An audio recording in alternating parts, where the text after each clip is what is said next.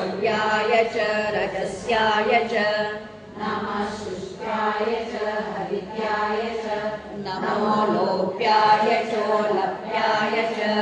नमः ऊर्जाय च सूर्याय च